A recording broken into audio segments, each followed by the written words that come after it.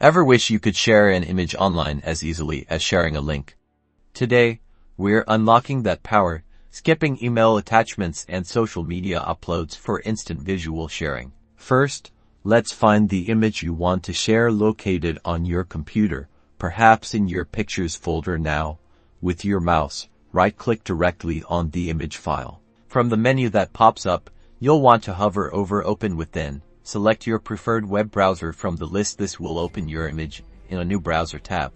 See, your image is now displayed in the browser window. This is the key to creating our shareable link. Now, look at the very top of your browser window, in what's called the address bar. This is where the web address, or URL, of your image is displayed. Click into this address bar once to highlight everything there, then right-click on the highlighted text. From this new menu, select Copy. This action saves the entire web address of your image to your computer's clipboard.